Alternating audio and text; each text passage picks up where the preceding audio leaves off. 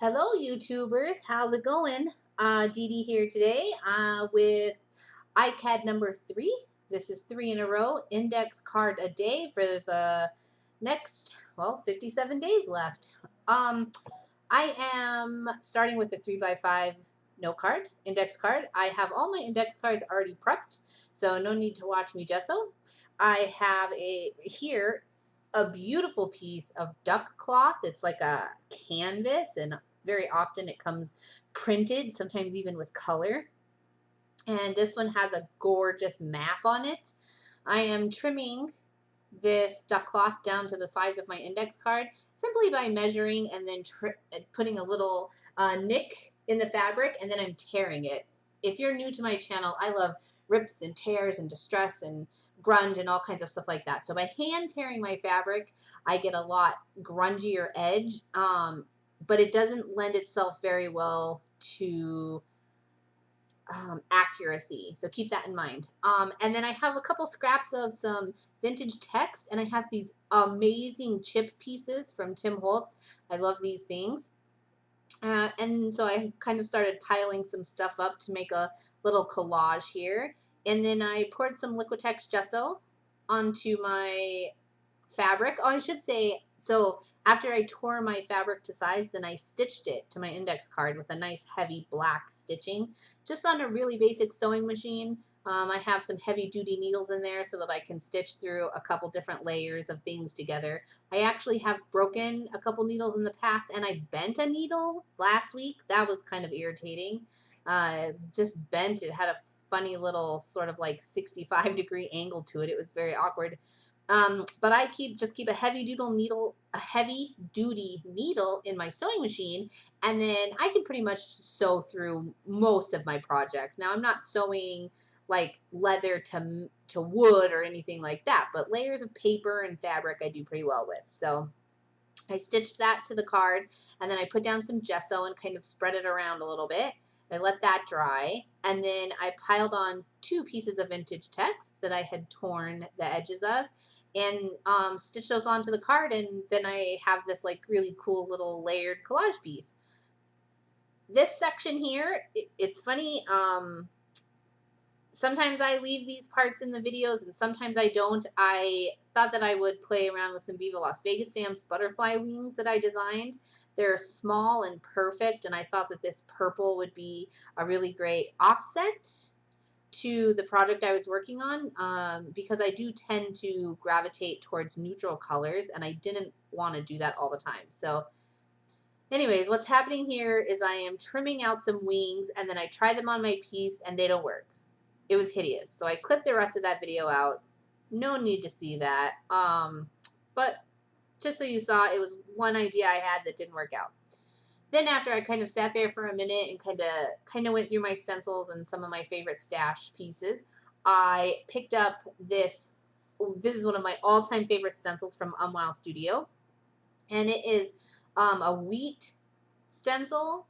I think that's what it's called. I'll double check. It'll be in the supply list.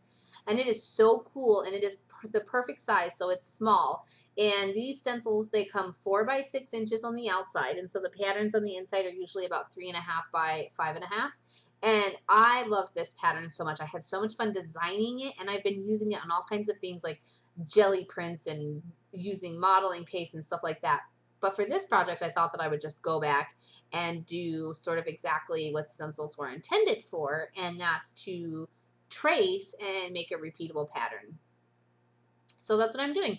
I am kind of highlighting some of my favorite little stalks that are inside that stencil, and I'm moving it around and offsetting it and doing different sorts of things so that all my stalks that are going to have different heights, and then they're all also not going to be straight across. So just kind of keep that in mind while you see me work here. I am really tracing the stencil, and then because I'm using a Posca paint marker, it has a little bit of a thicker tip.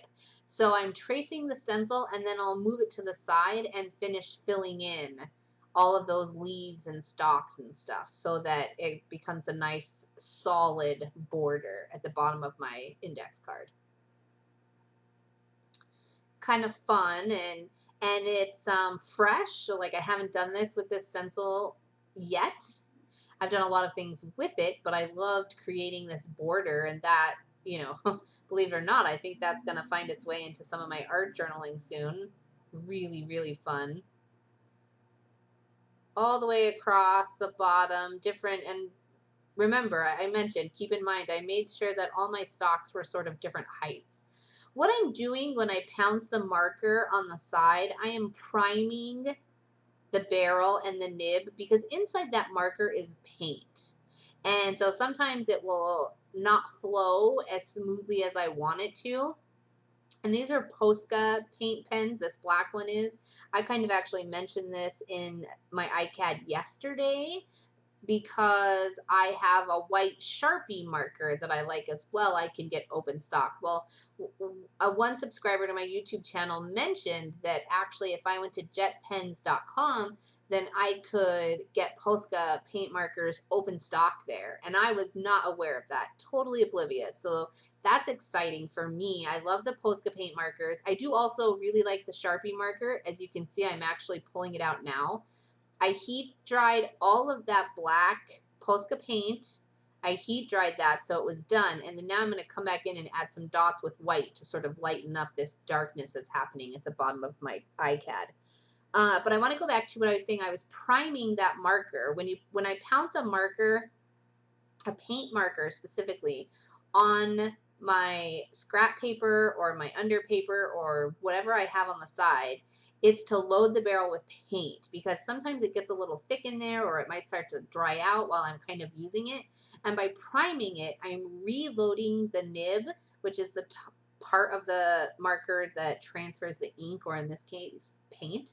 I'm priming that nib with paint and keeping the paint flowing in a nice, even distribution. Because if I didn't prime it, then I would start with heavy paint, and then as I worked, it would lighten, lighten, lighten, and then it would dry and clog up and then not work at all. Or it might even splatter. If I'm kind of drawing, then it might splatter all over, and I don't want that either. So pumping it and priming it keeps that paint flowing nice and evenly in my marker, in my paint marker. So keep that in mind.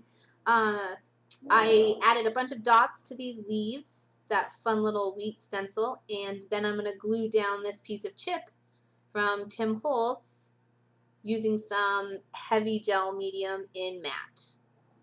And then this one's done. This has been my quickest Icad yet. I'm super happy with it, and I'm really excited to be here joining you guys, and hopefully I can keep this up for the next 57 days. Thanks so much for being here. I enjoy having you watch. Don't be afraid to leave a message down below. All of the supplies are listed in the description box. You can check out my blog or join me on Facebook, Instagram, and please subscribe to my YouTube channel. I'm going to stick with Icad as long as I can this year. Thank you.